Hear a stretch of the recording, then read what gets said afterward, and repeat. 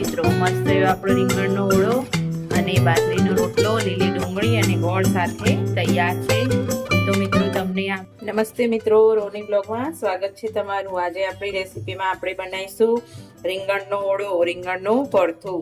તો મેં આ રીતનો રીંગણને જે ઓળો બનાવવાનો રીંગણ આવે છે એ લઈ લીધું છે। એક જ છે મોટી સાઈઝનું। તો એને આપણે હવે કટ કરી લઈશું અને જોઈ લઈશું ખરાબ તો નથી ને। મેં ધોઈને કમ્પ્લીટ કરીને લઈ લીધું છે।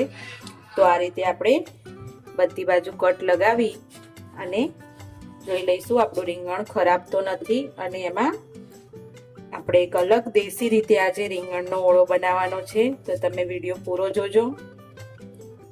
તો મસ્ત એવો આપણો ઓળો દેશી રીતે બનાવવાનો છે, એ પણ સિટીમાં રહીને દેશી રીતે ઘરે રીંગણનો ઓળો બનાવીશું।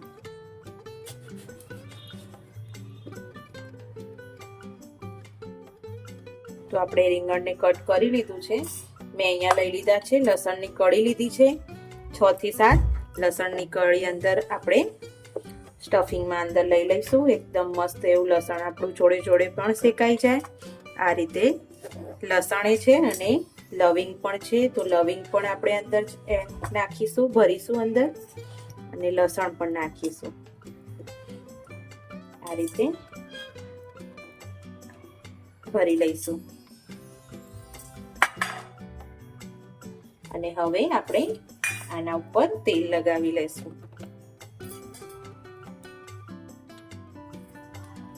મસ્ત આનો આ રીંગણનો જે ટેસ્ટ આવે છે ઓળામાં એકદમ મસ્ત આવે છે, જે આ સ્પેશિયલ ઓળો બનાવવા માટેનું જ રીંગણ આવે છે। તો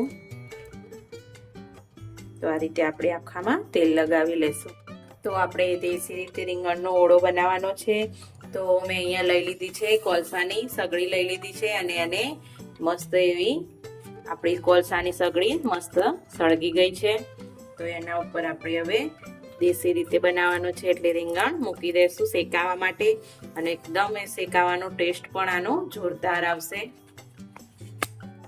જો આ રીતે આપણે રીંગણને મૂકી દીધું છે।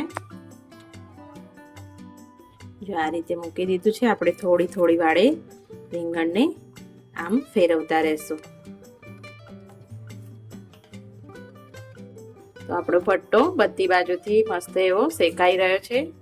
જો એકદમ મસ્ત રીતે શેકાઈ રહ્યો છે આપણો ભટ્ટો, અને હવે અડધો તો શેકાઈ પણ ગયો છે।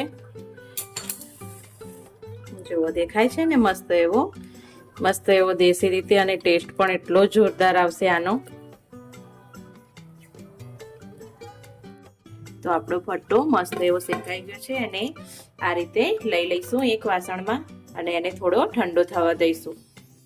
તો આવી રીતે આખા ભટ્ટાને આપણે છાલ ઉતારી લેશું અને એને એકદમ મેશ કરી લેશું એક વાસણમાં લઈને। આ રીતે મેસરથી એકદમ મેશ કરી લેશું ભટ્ટાને। અને હવે આપણે તૈયારી કરીએ ભરથું બનાવવા માટે। તો આપણે કઢાઈ લઈ લીધી છે, અને એમાં આપણે 4 થી 5 મોટી ચમચી તેલ નાખી દઈશું અને એને ગરમ થવા દઈશું। તો વઘારમાં આપણે ખાલી જીરું જ નાખીશું, થોડીક હિંગ, અને લીલી ડુંગળી છે, મેં 250 ગ્રામ જેટલી લીલી ડુંગળી લીધી છે, એની અંદર પહેલા એડ કરી દઈશું લીલી ડુંગળી અને લીલા મરચા બંને છે જોડે, અને બંનેને પહેલા મસ્ત એવી રીતે શેકી દઈશું। થોડી થઈ જાય ને પછી આપણે જે અંદર લસણ અંદર મૂક્યું હતું એ બધું બહાર કાઢીને ટીકી લીધું છે મસ્ત રીતે ઝીણું એવું, અને અંદર મિક્સ કરી દઈશું। લસણ મિક્સ થઈ ગયું છે, તો અમે 2 નંગ જેટલા ટામેટા લીધા છે, 2 નંગ ટામેટાને આપણે અંદર એડ કરી દઈશું। અને હવે બેઝિક મસાલો કરીશું। 1 ચમચી ધાણા જીરું, એક લાલ મરચું 1 ચમચી જેટલું, અને મીઠું સ્વાદ પ્રમાણે, અને થોડી અડધી ચમચી હળદર। બધાને પહેલા મિક્સ કરી લઈશું। તો આપણે ભટ્ટાને મેશ કર્યો હતો એ આપણે હવે એડ કરી દઈશું। બધું આપણું મસ્ત એવું ચડી ગયું છે, ટામેટું પણ મસ્ત ચડી ગયું છે, અંદર એકદમ ઓગળી ગયું છે, અને બધાને મિક્સ કરી લેશું। જો આ જગ્યાએ તમને મરચું, મીઠું, હળદરની જરૂર પડે તો તમે તમારા સ્વાદ પ્રમાણે લઈ શકો છો।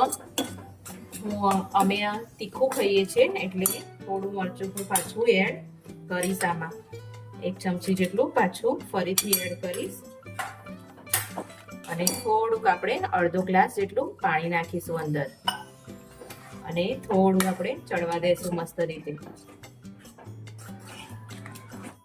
તો આપણું ભરથું તૈયાર છે. લાસ્ટમાં 1 ચમચી જેટલો આપણે ગરમ મસાલો ઉમેરી દેશું અને એને મિક્સ કરી લેશું.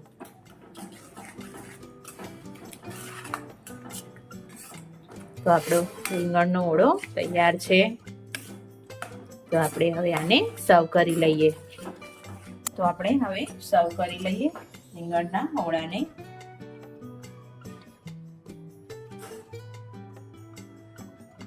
લાગે છે ને એકદમ મસ્ત. તો જુઓ મિત્રો, મસ્ત એવો આપણો રીંગણનો ઓળો અને બાજરીનો રોટલો લીલી ડુંગળી અને ગોળ સાથે તૈયાર છે.